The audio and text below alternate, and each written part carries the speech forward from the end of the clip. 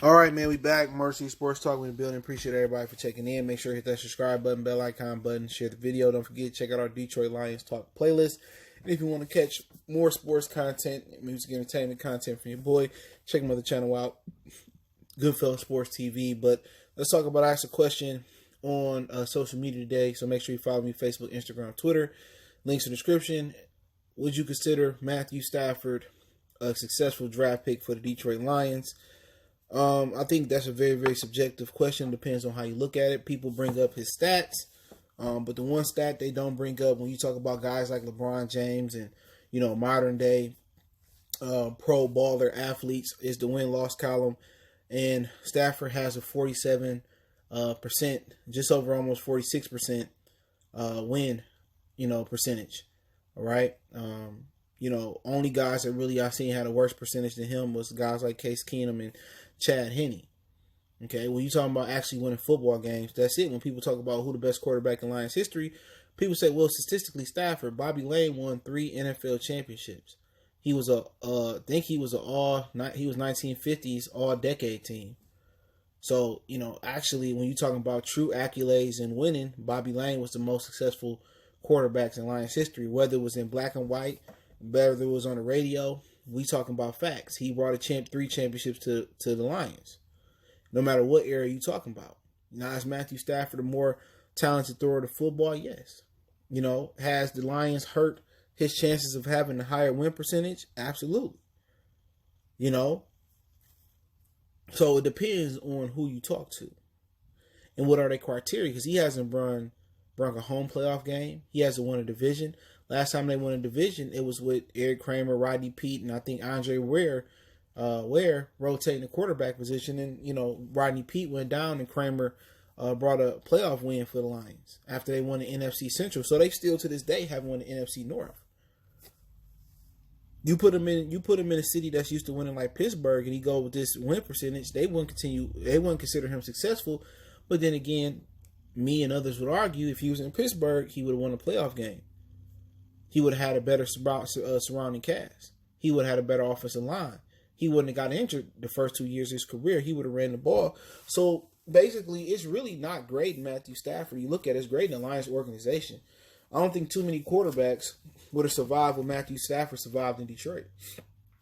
Jeff Backus, Raiola, they have destroyed many quarterbacks' careers. The inability to draft. I mean, even before he got here, Matt Millen's draft picks affected Matthew Stafford. Martin Mayhew and Lewan still made bad draft picks. Bob Quinn continued to make even worse draft picks. So you can't put it all on Matthew Stafford. Could Stafford have played better in some of these situations? Absolutely. But for this organization and, for how they curved the scale, he was definitely a successful draft pick for this organization. They stood by him. They believed in him. He went from China Doll to Durable Dora the Explorer. He was a durable player.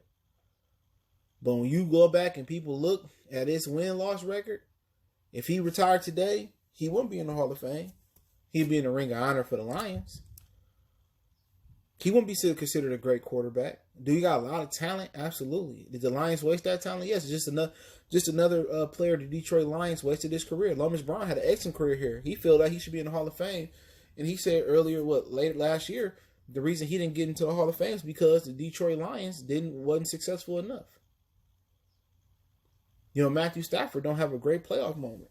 And that's probably going to hurt Calvin Johnson's ability to get into the Hall of Fame in the first ballot. And Calvin probably, attribute for attribute is probably the most talented and gifted receiver of all time. You put him with Tom Brady for his career, I think it's no doubt in people's mind that he may be the greatest receiver of all time because they would have had 3, 4, 5 Super Bowls together, whatever it was. And he would have broke every statistical record in the book. But too bad in team sports, for the most part in America, you can't pick your destination. Had Matthew Stafford went to the New York Jets, we probably talk about Matthew Stafford going to the Super Bowl his rookie year. Had Sam Darnold came out that year, Matthew Stafford would have went to the Jets, and he probably wouldn't even be answering these questions. He'll probably be Eli Manning for the Jets, a bare minimum. That team was ready to go. They would have won a Super Bowl with Matthew Stafford at quarterback. So I think he's rose above all the malarkey and all the bull jive to still have a respectable career. Your average quarterback would have came in here and got injured and got his dick knocked in the dirt and probably would have retired and told his, sons or his offspring, you'll never play NFL football, like Achilles Smith told his son. So some will argue no because of the win percentage, and I kind of can be on both sides of the fence on this. In a functionable, regular organization, Matthew Stafford will be considered a failure. But in this special organization that wears a helmet on top of the Detroit Lions' head, he's going to go down as a Detroit Lion, a Detroit Lion Hall of Famer. All right, it's going to be some idiots that's going to be clamoring in Detroit that why Stafford gets snubbed from the Hall of Fame. It's just not about passing yards. It's just not about touchdowns. You got to have those playoff moments. You got to win a division. You got to, make deep playoff runs, not necessarily make it to the Super Bowl. But as a quarterback, you damn near almost have to get to the Super Bowl, to get to be, be in the top 10 with Peyton and Tom and John and Elway and Brett and, and Joe and some of those guys. So if you don't make it to the Super Bowl, Dan Marino at least made it there. You talking about the top 5 greatest football players, quarterbacks, Joe Montana, Tom Brady, John Elway, Peyton Manning, and whoever else you want to put in there. I could be forgetting somebody. All of them may have a Super Bowl appearance. You know what I'm saying? And if Stafford can have a late in his career, he can go from one of the, quarterbacks that won't be mentioned in the Super Bowl to one of the greatest of all time. Because winning the Super Bowl in Detroit is like winning 6 in New England. You know what I'm saying? Winning the Super Bowl in Detroit is everything. Getting there is worth too. So, he still got an opportunity, but they're not doing him no favors by not putting a great team around him or a functional team around him. If he had an average team around him, I think he could have got a playoff win. So, they need to get somebody that's built a team before, that's built a Super Bowl caliber team, and come and build a team. But I fear it's too late with the back injuries.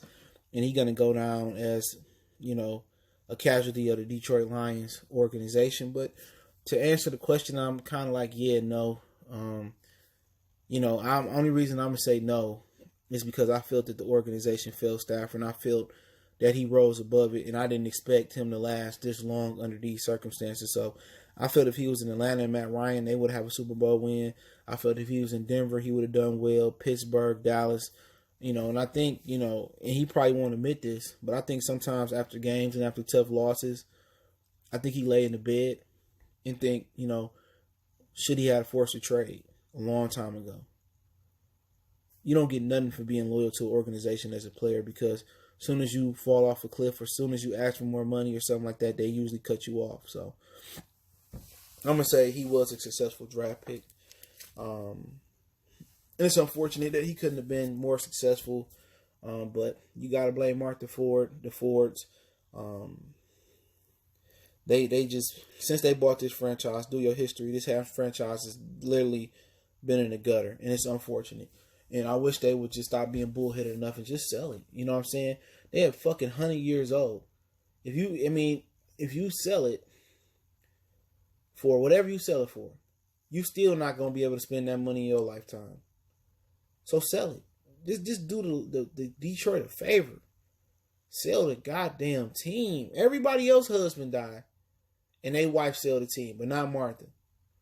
You know what I'm saying? It just baffles me sometimes, man. But if I was a player, just to keep it real from the outside looking in, I would refuse to play for Detroit. If I was drafted by Detroit tonight, I would refuse to play.